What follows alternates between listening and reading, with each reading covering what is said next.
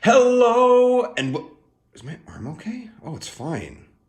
That looked weird. All right, no, we're good. Hello, and welcome back to Prism and Company. On the docket today, the OceanDry Tarot. We are back for another one. Now, I promise I will be back to other non-Ocean Dry content. I have plenty of stuff that I want to talk about. Even though my deck collection is not very big, I still have plenty of decks that I want to get in and root around and really go through. But ever since I finished my deck, I have just been so excited to talk about it and just get some more information out there. Stuff I have been just dying to talk about for ages and ages and ages. So hopefully it's interesting. Hopefully you're enjoying. Now, what is the topic du jour? I forgot if I've said, so allow me to say it again. We're talking through the major arcana, specifically any visual themes. Now, you might be asking yourself, Colin, what is a visual theme? And it's weird you would ask that, honestly, because I was going to talk about it anyway, so it's kind of creepy. But a visual theme is something that comes up through the deck the same way a chorus might come up through a song. It is not always the same the whole way through, but it's something consistent, something that shows up over and over again, that keeps you grounded, that lets you as the viewer sink your teeth in and feel at home. Because, you know, with something like this where we have so many wild color changes and scene changes, having little things to help tie it all together to make it feel cohesive makes the viewer feel more comfortable. And at least it makes me very happy too, because I love little consistencies through. Now, the most obvious visual theme are the color dots. So for example, on the Magician here, we have emerald green, lime green, and yellow. Those are the three colors for the Magician. Every card in the OceanDry Tarot has different colors on it, but the same collection, or not the same composition of where the colors lie. They're always that size, they're always in the same place. It gives you somewhere to be grounded. You have the name on top with the colors down below. You always know that's going to be there, regardless of the wildly different stuff that might appear on the card. Those are the kind of things we're going to talk about, and I want to go through each card. Well, you know what? There's card pairings, and I'll go through some of the cards individually too. We'll just see where the night takes us. Why not? I'm not in a rush. You're not in a rush. Let's crack open a bottle of sparkling grape juice and have ourselves a chat, shall we? Why did I put these cards there? They should, oh no, I'm making a big mess. We're gonna stop here. God, okay, you know what? Moving right along. Now, the first thing that I want to talk about is something that kind of came up late in the creation process for the deck. And that is the idea of folding the major arcana in half and then having those pairs mean something. And this happens on a kind of, what's the word here? Conceptual level, like with the meanings of the cards. But I also wanted to make sure that it happened visually with the cards too. And it was cool. As I was designing the majors, it happened the first time accidentally, and I'll show you which one that was. And then I was very intentional about making these bridges. Actually, no, the first time was not intentional. I just didn't quite realize what I was doing. Let's dive in and take a look. So first of all, what do I mean when I say fold the major arcana? In the OceanDry Tarot, card number 0 is the sun, and card number 21 is the moon. And then the center cards are the Hermit and Judgment. So that's our 10 and 11. So that kind of splits the deck in half. If we take our cards at the Hermit and Judgment and fold them in half, so the sun and the moon are touching up here, the Hermit and Judgment are touching down here, every other card pairs up. Because there are 22 of the major arcana, they all fold very neatly and nicely together. So that's what I mean. And let's take a look at our first pairing, which I definitely should have had pulled, but definitely don't. Okay, it didn't actually take that long. And this is sun and moon. Now, I think the visual pairing here is extremely obvious. This is actually the first one that I made, and I kind of knew that I wanted both of these to have, you know, all of the colors in the deck, as opposed to having a set of 3, like a colored tri. And it just sort of made sense that the sun would be a white disc with, you know, colors spilling out of it, and the moon would be in the night sky with the colors going inward. And these kind of visual pairings are what I mean. The two cards are related in some way. And some of the pairings are really obvious, like this one. Some of them are very subtle, and I actually like some of the very subtle ones almost more in some ways, although I like all of them. But these are the bits that I'm talking through here. Hopefully this is making sense. Either way, moving on. This one here, the idea of sun and moon is the end and the beginning of a cycle. The major arcana in a tarot deck is essentially a cyclical story that's being told. So with sun in the OceanDry, this is kind of that blank slate, that nothingness, almost that you might see in the Fool and some other decks, and then everything pouring out from that. You know, sunlight pouring out from the beginning. We have all the colors of the rainbow kind of spilling and filling in the space, refracting into the different cards. This used to be called the Prism Tarot, and the idea of the sun beginning, you know, the prism made a lot of sense too. I still really enjoy that. Minor disclaimer before I forget, if I say Prism Tarot during this, you'll just have to forgive me. I've called it the Prism Tarot for so long that I just slip back into that sometimes. But it is now officially the OceanDry. But I digress. Color is spilling out here, and then finally, by the end of our whole journey, all of the color has been collected into the moon. Now, I haven't talked about this at length yet, but the sun and the moon are metaphors for your lower and your higher self. So this is our lower self as we exist in the world. It's a person without knowledge of, you know, anything beyond what they can experience.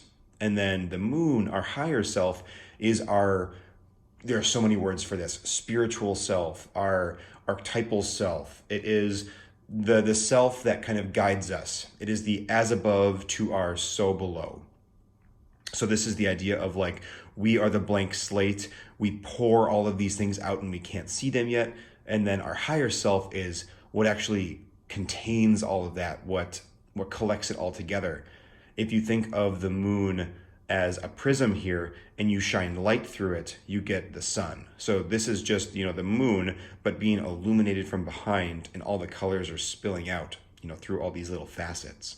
So this is the cyclical nature of the beginning and the end of this particular deck. Cool. That is pair number one. Now we're going to move on, which means that we're going to go from 0 to 1 on this side and 21 down to 20 on the other. Because again, we folded our major arcana. Cards go up and down numerically at the same time. Cool, let's take a look. This is another fairly obvious pairing. This is Emperor and Star. I really like how this particular pairing turned out though. Here we have a disc and then a line. And if I were to turn Star around, you can actually see that those exist in the exact same space on the card. So visually or compositionally, they're identical both ways. And then obviously the composition breaks from there. I will flip this one back around. Some little things that I've worked in here. We have the very bright sun coming off of the sun on this side. Okay, here we go. On the sun on this side, so we're keeping that very bright visual theme. And then we have the dark moon on this side, so we're going to the darkness of the moon. I think these four cards together make a really nice little visual set as they kind of bounce up and down, almost like a sound wave. You can like hear the rhythm of these cards. These two cards do something very special that no other cards do in the OceanDry. This one, the white line very definitively interacts with the number. So it's interacting with the number 1 on the card. And then on 20 here, this white line very definitively, there we go, interacts with the colors. So never before have these colors actually been part of the composition. They've just been superimposed on top. So these cards kind of break the fourth wall in that way, because now we have visual elements interacting with what is essentially UI, or user interface. There's probably a better word for that, like the design elements of the card. You know, the things that are kind of superimposed over the top. I was an animator for such a long time that I think of those things as like a HUD or a UI, and I need better language for that. I got to update it. I think this one actually is probably going to stand alone and pretty straightforward. The geometry in the center is what's carrying us here. And I should say, every card in the Major Arcana features white as a color, which is not true of other cards in the deck. White in the other cards is the background. It is the paper upon which these cards have been drawn, where white in these cards is actually specifically a pen stroke. It is with a white, instrument that the line has been drawn. And it's always this geometry on the cards. So you'll always see some sort of geometric shapes showing up on each of the Major Arcana. And that geometry is not always the thing that has the visual cadence or the symmetry between them. Here you can see it's like the color. The color is the thing that's really carrying the meat of that symmetry, where the white in this case is absolutely carrying it. Now, I do want to mention briefly, I wasn't going to, but I think I will. I'll talk a bit about why I chose the specific geometry I did. Why not? We're talking about visual design. It feels right. Here we have the sun. We have our lower self fully committing down to earth. It is touching the sun down to the sand. It is planting us as firmly as possible in the real, in reality, even though if you have seen the narrative video, it's not reality at all. And here we have the moon reaching up as high as possible into the higher self, almost to start this cycle over again. If we were to put these cards together, your higher self reaches up as high as it possibly can get, and then a threshold is broken, and all of a sudden you're back down at the bottom, because isn't life just like that? All right, flipping these back around. I won't go too much into the actual visuals here, or we'll be here forever. But that's the general idea of the geometry in these two cards. Cool. Okay, now let's go on to number 2, or set number 2. I'm feeling good. I'm feeling like, I guess this will be set number 3. I'm not going to name or number the sets. That's irrelevant. I'm just excited because this is a lot of fun. And I hope, oh my God, I'm going to level with everybody. I'm pretty tired. It's been kind of a long day, and work was a wild one. But you don't want to hear about that. I'm back. That was my one small digression. Back to the meat and potatoes. Now, there are other visual things that are happening throughout the deck. It is not just these pairings. The Hierophant, for example, has a pairing with the OceanDry card, but I will cover those after the fact. Let's go through all the pairings first, and then we'll circle back and talk about some of the other visual themes that are running through. Okay, cool. The visual theme here is hopefully pretty obvious. It is this pillar standing in the center, and we have this very dense, real pillar made of stone on this side. It's very kind of organic and crunchy and real. And then on this side, it is a conceptual pillar. It is the path upon which our hero is rising, or in this case, hanging, but this is the path that they will eventually be taking. So it's very ephemeral versus very real. And it's kind of neat too. We have a glowing sun on the bottom. It's the actual sun in this case. It is our person here as the lower self, but they are also being self-illuminated. Let me pull this up a little bit closer here. I don't think you're gonna be able to see that, but that is actually a little figure that is like glowing. So they are realizing through this card and the next couple of cards that they are actually the higher self. They are the moonlight that they are seeing above them. Now, as far as the white geometry on these cards, here we can see, ignore this bit on top for a second. We see a pillar standing in, desert sky. This is still very early in the beginning of the journey. But the Hierophant here represents something kind of mysterious and unknowable. So these lines pierce the veil. There are 2 lines that go in front of the Hierophant and 2 lines that dip behind the pillar. And they're kind of slicing through that reality and showing us the ocean, us, the viewer, not the hero going through. The hero doesn't realize this yet.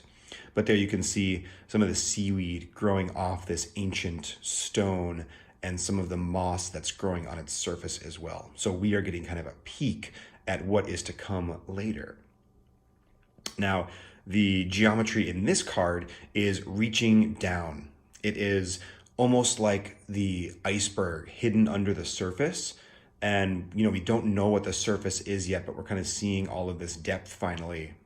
It is also kind of that higher self, again, reaching down in a very tangible way to the lower self, not to push it down, but actually to like bring it back up. It just needs to make contact. That is what the higher self wants so desperately from the lower self, is to be known and to be seen, because they are one and the same. They just have to touch and meet, but here they are not touching. And it's fragmented, it's a little difficult to see. So that is kind of what's happening over there. Besides that, we have the ocean currents behind. This card is meant to be our figure in the dead center of the ocean. And I mean that in the X, Y, and Z axes. Super cool. Yeah, let's move on to the next pairing. Up next, a pairing that is far more subtle than the ones that we've seen. We have Fool and Devil. Now, here we can see the visual motif of the triangle, this symbol reaching up, and really the symbol of air.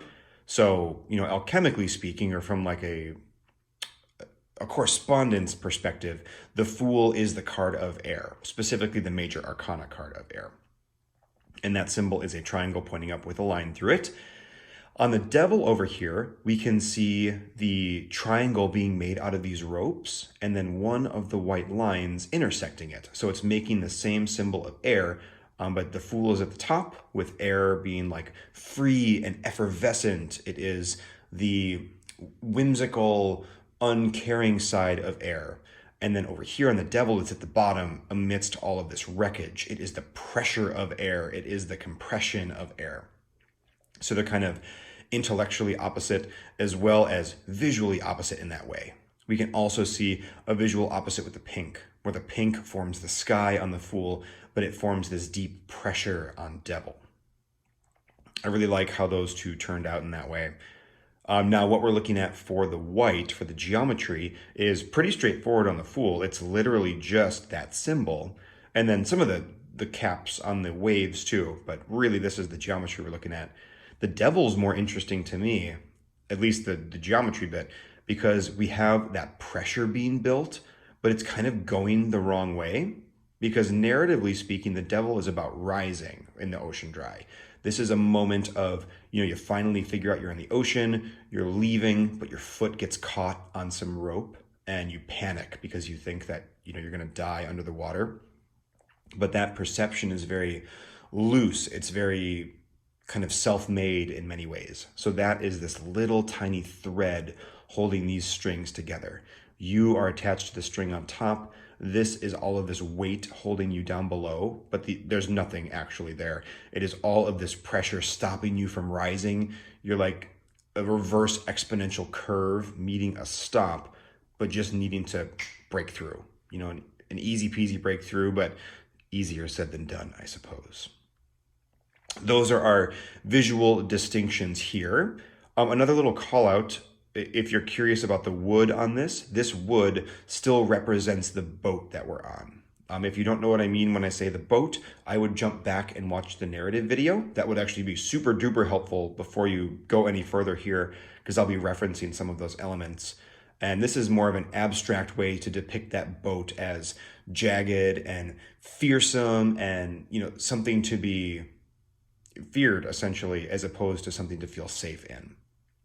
But that is exactly what this is representing. It doesn't necessarily mean the boat has broken or anything, more of kind of a visual metaphor. Groovy. Let's go on to the next. Up next is my favorite pairing of major arcana cards in the pack.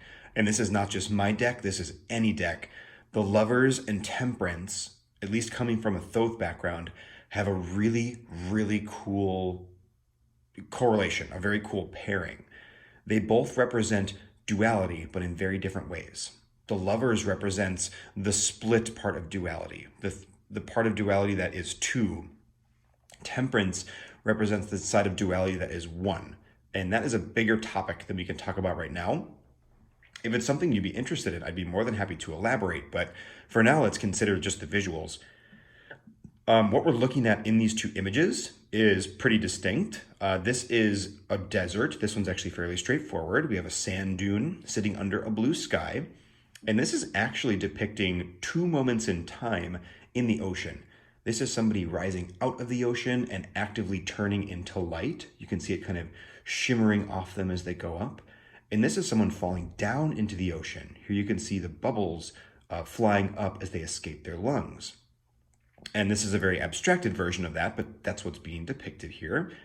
And if we look at it kind of a layer more abstractly, though, we see a pointed yellow object amidst a kind of blue sky. So it's almost like a sand dune sitting under blue sky. So in that way, they're depicting the same thing. They're, compositionally speaking, very, very similar, even though they are so different in so many other ways. And I love that.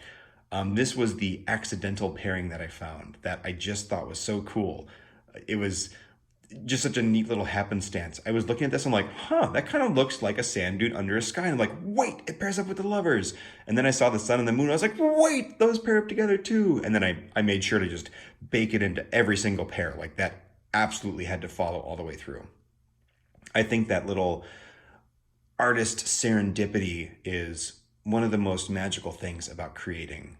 It's not like I get to sit down and make every decision for a project. I mean, I certainly could, but I tend to leave myself a little bit of space to just sit back and look at things and try and find these little happenstances that come together just so I can go in new directions, work out little different sub-narratives, all these little bits that kind of, subconsciously probably tie themselves together.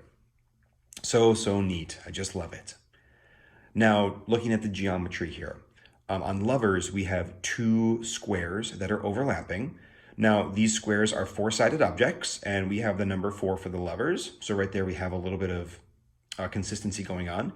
But these two objects are overlapping in some ways. So this small portion is showing us the oneness of duality, and these outside areas are showing us the two-ness of duality. And I can already hear you saying, Colin, this is supposed to show the oneness of duality, and this is two very separate things. So let's talk about it. Here we have kind of like action lines almost of the falling and then the circle around the person, and then the rising in our circle around the person. Even though there's no figure depicted there, that's kind of what these guys are representing.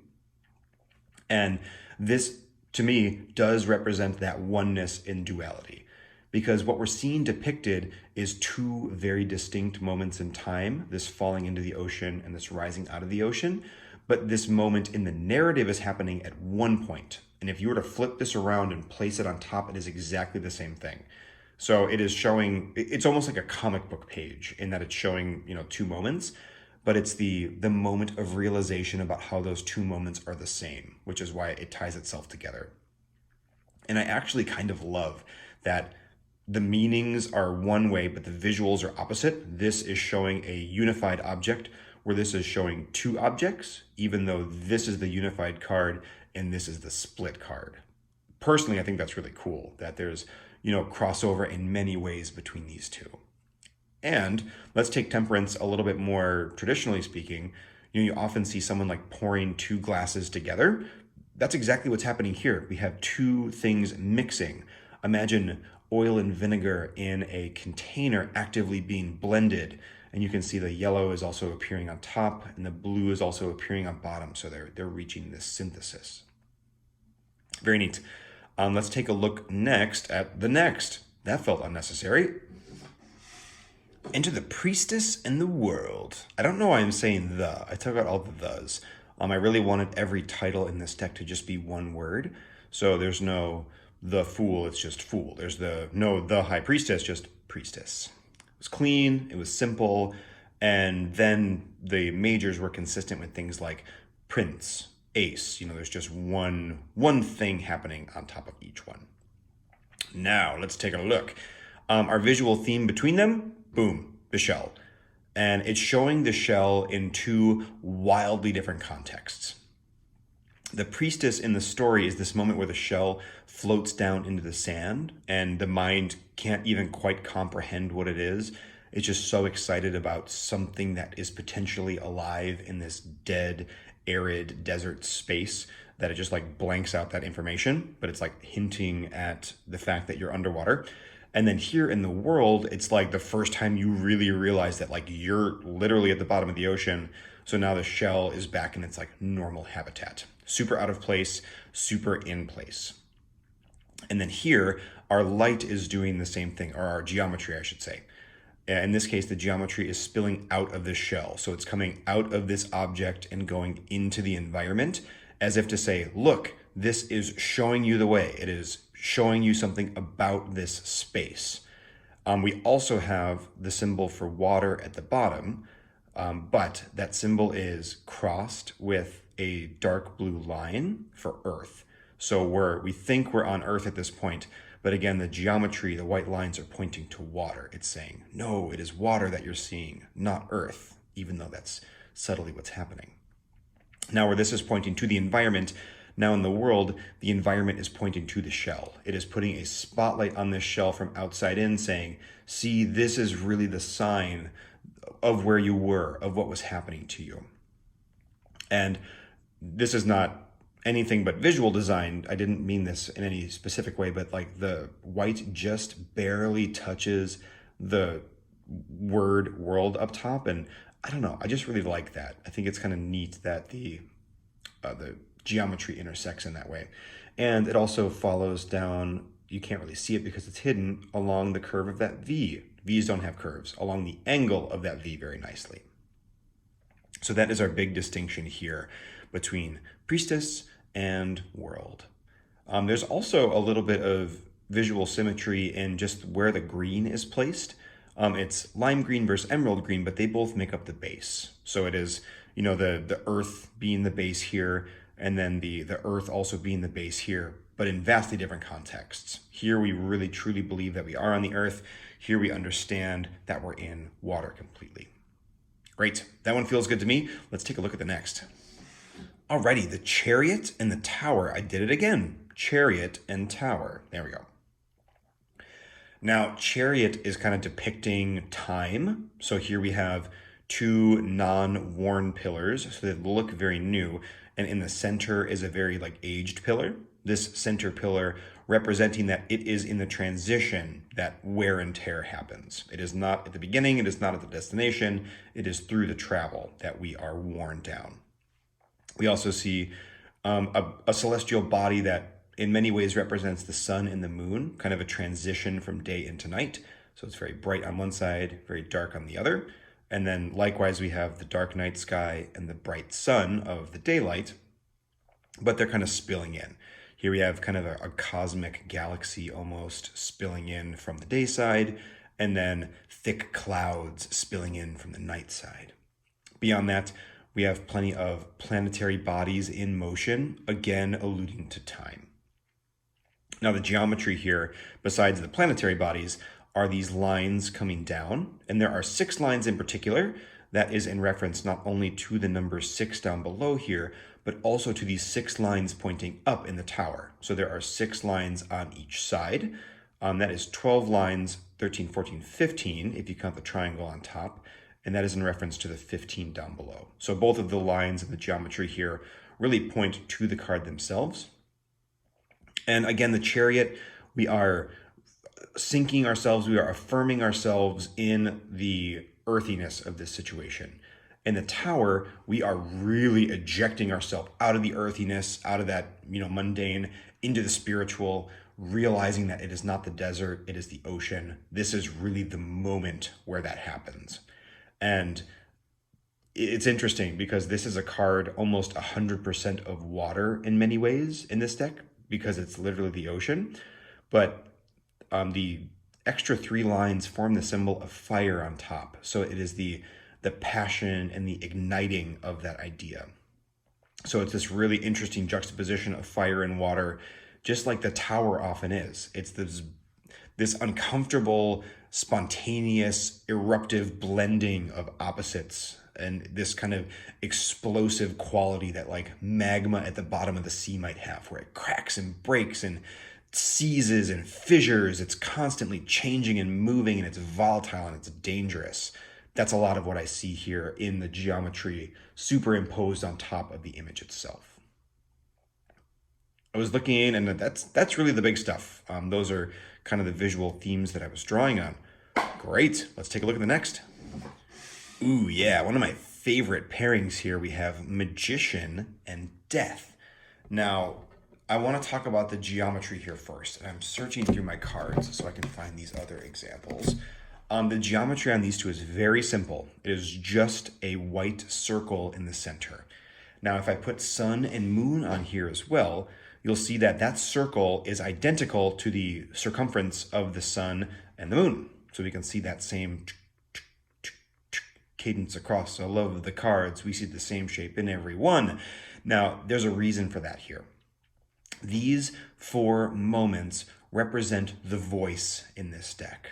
Now, again, I will point you to the narrative video, but in short, the voice is the higher self speaking to the lower self, beckoning the lower self to swim, to understand that they are in a certain level of understanding and that there's this whole other dimension that they are not. The Magician is the voice speaking and not being heard. Death is the voice speaking and then finally being heard. So it is that moment in 2 very different contexts. There's actually almost nothing else similar about these cards. I mean, I suppose we have the desert floor, and also the desert floor over here.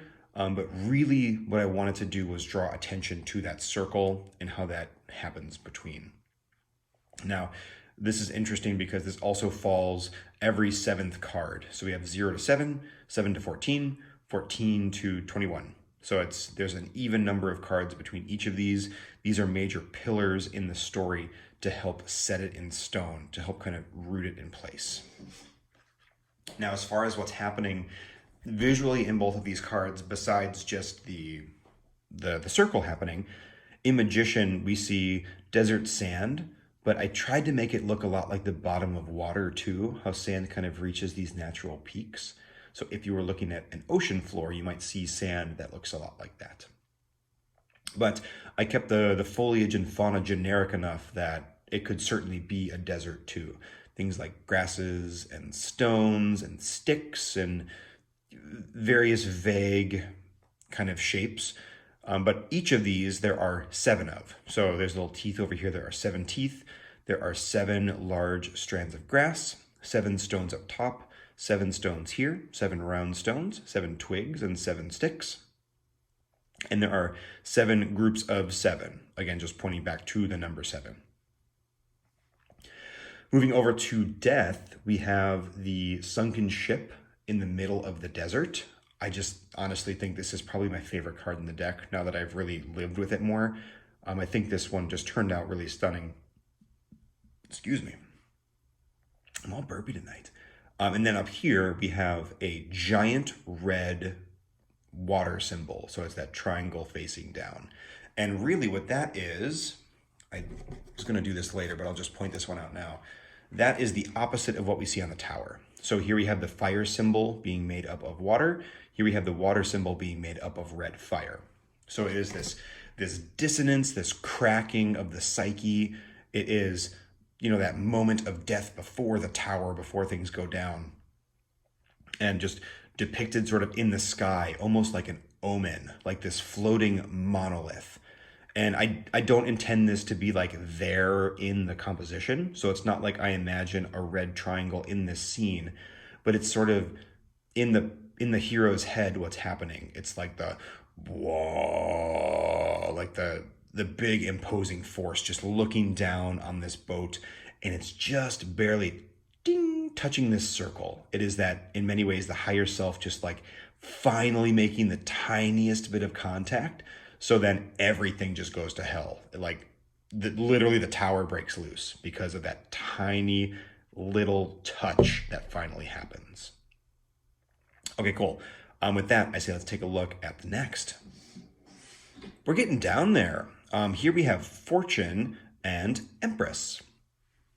Now right away, our first visual theme, the geometry, hopefully feels pretty obvious. Here we have the large circle around the edge, and then the same large circle in the Empress. Now, if you actually superimpose Empress on top of Fortune, the circle for Empress actually fits inside of these 2 lines for Fortune. Fortune's all about like ups and downs, luck, if you will, if we really want to boil it down. So I wanted there to be 2 lines there where I see Empress as kind of a bubble or a safe space. So it is just 1 line that is kind of catching everything in here. All right. Now we also have the center object. So we have a compass in the middle of Empress, and then we have kind of this effervescent, cascading, geometric shape that's like unfolding and maybe even like folding in on itself in Fortune. This is very much the fluidity of Fortune. It's constantly moving and changing, where Empress feels much more firm. There might still be some element of like growth and, safety, but it's much more about like this forward moving, boy, this is hard to explain. I'm just doing a bad job of explaining it. It's a much more crystallized thought than Fortune, which is much more just kind of out there. I think I'll leave it at that. That seems okay to me. Now this box, this symbol here, has 8 points. 1, 2, 3, 4, 5, 6, 7, 8, referring down to the number 8. And then here we have 1, 2, 3, 4, 5, 6, 7, 8, 9, 10, 11 lines forming the outside, and then 12, 13 right in the center. So we have some white lines referring to the number 13 as well. The other less obvious visual cue here is the striation of the image. Now it's very obvious on Empress. We have literal boards from our pirate ship at the bottom of the ocean, and we can see those boards alternating between dark purple and then bright emerald green, dark purple, bright emerald green. Now we have that same structured striation in a much more organic way on Fortune. Dark red, light blue, dark red, light blue.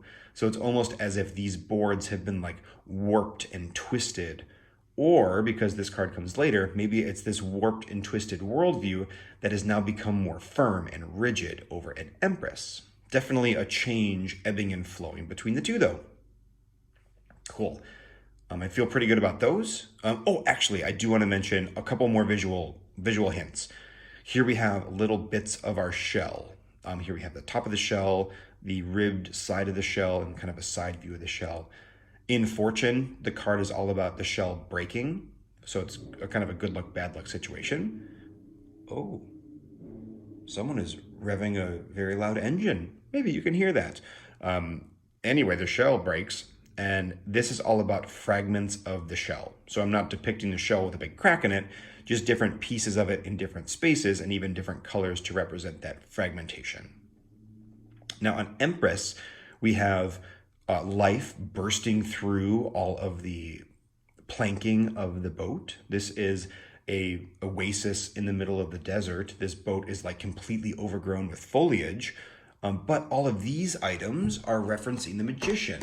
So all the things that we've kind of collected on our journey are now sort of like spread out. They're no longer needed. It's if they were cast to the Empress and just saying like, no, I don't need it. This space will now protect me instead of me having to protect myself. All right, there's another visual cue for you because I guess I'm breaking the mold now. We'll touch on it again once we go back. With that though, I say let's look at the next. Fortune, nope, that was the last one. Strength and justice. I was literally even looking at the word and said the wrong word. That's where I'm at. Looking at these two cards, the biggest visual theme between them is, there's two, I guess. The seaweed along the bottom. So we have, seaweed here in the cave, and then seaweed here underwater. And then this idea of kind of like splitting. So here we very much have the cave and then outside. Here we have underwater and on top of the water. This pairing is much more visually based than some of the other ones like the last one, which was a little bit more conceptually based. Again, totally fine with me. Now, as far as our geometry goes, strength, we have this rising feeling, and it's rising and then leaving. So it's almost as if it's kind of dipping out of the cave and going further and further into the distance as the sun sets. We also, it's hard to see down here, but we have 1, 2, 3, 4, 5, 6, 7, 8, 9 lines. I think I pointed at this one twice, but there's 9, referring to the number 9 down here. And then on justice, Hello. We have our 8-spoked wheel, and this is a captain's wheel. This is kind of coming down from the delusion of judgment, just after that card. And we have 8, 9, 10, 11, 12 there. We have kind of imaginary lines being drawn within the wheel. So that was referring to the number 12 down below. Just visually speaking, this ended up being one of my favorite cards. I really love that kind of transparent blue, but still allowing some of the red to show through. It depicts what I wanted to get at. This idea of seeing the ocean in a vision, but then like your mind kind of bending and twisting and trying to get back to what you think is reality, but is in fact the actual delusion of the desert, and your brain desperately trying to hold on to the reality of the ocean down below. Very neat. As far as this goes, they're actually pretty straightforward. Strength is a cave with plants in it and a sunset. This is, seeing two sides of a delusion, and whether the delusion is real or not just depends on the direction that you're looking at it through. I made it through that one. We all made it through. Let's give ourselves a little mid round of applause. Feels good, right? Let's go on to the next.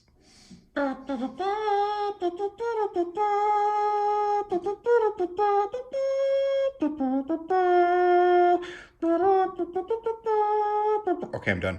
This is the final pairing. Oh my God, we made it. And then after this, we'll touch on a couple extra things. But here we have Hermit and Judgment. Huzzah! On Hermit, we see our little teeny tiny Hermit right yonder. One of only 2 people in the deck, and people is pretty generous. It's a tiny dot, but depicted persons, if you will. They are standing on top of a great dune, looking up at the moon. That is the lower self looking at the higher self, just with like 0 possible context of what's going on. And at this point, the moon is just surrounded by this complicated geometry. There's no reference to the number here. This is really just about the moon kind of just existing and trying to say something to our hermit here, but not being able to, just not figuring out the way to touch the lower self in the way that makes sense. We do have, though, the downward facing triangle of water interacting with the upwards facing triangle of fire. So, and actually these two are right next to each other. So we have the moon and then the sun. And this is that lower self trying to talk to the higher self, or vice versa, I should say. The higher self trying to talk to the lower self, and those two things meeting in this space. But instead of them actually meeting for real, it's just this hypothetical meeting that's happening in the sky, happening, somewhere where they can see it. Now, if we take a look at this, remember these are the center of our deck now, cutting the major arcana in half. We have sun and moon on either side, and here we have kind of a little cadence going. We have sun, moon, moon. So it's opposites. And, as we fold, we're getting the opposite celestial body on the top and the bottom. Again, just kind of representing how this is a cyclical story and how we're starting at sun, we're like getting down to moon eventually. Like this is kind of one half of the journey. So we go from sun to moon. And then on the second half of the journey, we also go from sun to moon. It's just the second half exists in kind of a different context than the first half happens. Over on Judgment here, this is the fever dream. So coming out of the cave of strength, having your moment of the hermit. This is now waking up the next day, full on delusion mode, thinking you're on a ship on the water, this glorious sunrise happening, the sun blasting at you like a trumpet. There's all of this geometry just spilling out of it. It's almost overwhelming with these clouds reaching high into the sky. And then down below, we have, again, just like complicated geometry pouring out in a different way. These two really represent the most complicated bits of geometry in the deck because it's this fulcrum. It is this point in the middle when our story is touching, like making little emu's kiss down here. the point where these things are touching, and like there's this hole in the center, like in the center of this geometry is the moon. In the center of this geometry, I imagine that's where the ship would go, like in the vision, in the narrative of this. and it's trying to tell you something, but it's still too complicated. It hasn't figured it out yet. And then, oh, that thought left me. It doesn't matter. The Judgment card is a card of fire. So in the Fool, remember, we had a card of air. So there was the symbol for air on it. And here in Judgment, we have the symbol for fire. So it is reaching up. It is that triangle that kind of outlines some of this complicated geometry. It is the framework upon which this much more complicated message is trying to be conveyed, but is getting lost a little bit in the weeds. Really cool. I love how these two turned out, and I think that they're a really cool middle point that splits our major arcana in half and makes it two almost separate narratives in kind of a cool way where, you know, it could just be one flow.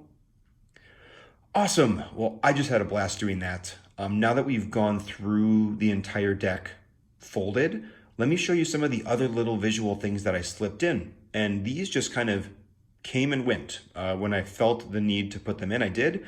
And they're not in any particular order. They're not nearly as balanced as this all was. But I think they're still worth calling out nonetheless. Let's take a peek. Since I just mentioned this, I will call this one out first. Here we have Hanging, Judgment, and the Fool. And these are our elemental cards in the deck. Now, there are associations with every one of the Hebrew letters, which are then superimposed on the Tree of Life. If I'm speaking French to you or some random language, you might want to check out my renumbering video where I really kind of go into how all of these things fall on the Tree of Life and kind of like where they slot in and what they represent. But here anyway, what we need to know is that the Fool is elemental air, Judgment is elemental fire, and Hanging is elemental water. And here we can see the symbol for air, the symbol for fire, and the symbol for water. So all of them are, you know, represented in kind of increasingly abstract ways as we go, because we're going from a very almost literal air in the sense of a Fool to, you know, more ephemeral through Judgment to finally like getting into really heady concepts with Hanging. So it's sort of breaking apart both like literally, like it's breaking and spreading because they're getting larger, and also visually they're kind of breaking down a little bit. Like this feels very fractured, almost like we're looking through an odd lens or something. All right, that's number one. Another one I mentioned right at the top is the Hierophant with the extra card in the deck, card 217, OceanDry. And now here we can see on Hierophant is engraved or sketched or drawn or painted the desert down below with the sun and the ocean up above with the moon. And that image is kind of vaguely shown here, what we're seeing very explicitly drawn on OceanDry. We have the bottom of the ocean as viewed as the desert, and then we have the top of the ocean here, seen with the moon up above and the sun down below. So that's just a little thing from the Hierophant pointing to something almost outside of the major arcana, pointing to this bigger idea.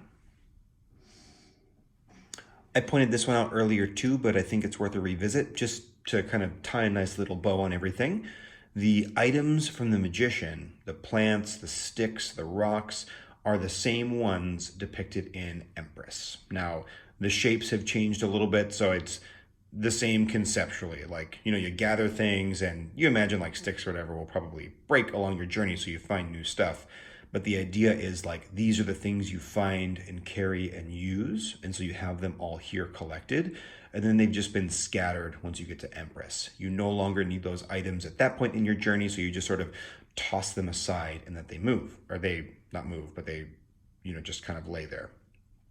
I also like that they ended up being the same color palette, the light green and dark green, the lime and emerald. A nice little visual tie in between those two. This one was a bit of a balancing act for me. I made sure to keep all of the colors completely even throughout the deck. The only exception being OceanDry, which breaks all the rules and kind of exists outside of the deck anyway. But I also wanted to balance how many times the sun and the moon appeared. So here we obviously have one sun and one moon. We also have a sun in the Emperor.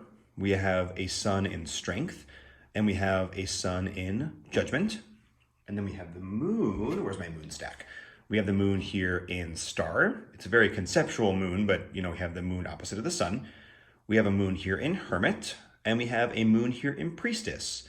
And then finally, we have the Chariot, which kind of sits in between all of that, which depicts both the sun and the moon in one celestial body. So we have the entire spread of sun and moon depicted the same amount of time on each side. And the last thing I will show you is Fool and Lovers. This is actually probably my favorite one of these. This represents you leaving the ruins and the whole desert, I was gonna say forest, geez. The whole desert dissolving into mirage, so you just see water everywhere. And then the Lovers is coming out of that mirage and realizing that it's the desert. And it's a little hard to see here, but if you superimpose these over the top of each other, this wave is exactly the same as this dune with just like teeny tiny minor changes. The wave is kind of cresting off the top here. There is a little lump of extra dune in the background that you don't see, but that general flow is in the same compositional space on both of these cards. And then we also have a leading line down here with one of the, like another dune, like a crest of another dune, a leading line down here with some of the waves. So it's breaking up in kind of different visual space, but a lot of these same lines are happening across both of these cards in kind of different ways. Well, cool. Thank you all so much. As I grab all of my cards here, which again, I should have had done. This has been a total blast to talk through. This kind of stuff is exactly what I love to think about and love to talk about. This visual design, kind of putting all these pieces together, letting each image stand alone, but also viewing them as a unit. Because at the end of the day, that's what a tarot deck is to me. It is a whole bunch of separate pieces that are inevitably and inexplicably and undeniably linked together. They have to be. They crave to be together in such an interesting way, and yet they all fight for their own identity to be separate and be relevant. Like they're vying for your attention. Hopefully you enjoyed. Hopefully this was cool, seeing some of the little, behind the scenes stuff that went into the deck. And hopefully it's some cool stuff to kind of sit on if you end up, ever looking through the deck, if I sell it or whatever, who knows. Or just even watching through the video again to kind of see all the cards paired up side by side. Oh, thank you again, everybody. And we'll see. I'm going to for sure do more OceanDry stuff, but I think I might detour a little bit and try some other stuff in the meantime. Until then, bye-bye.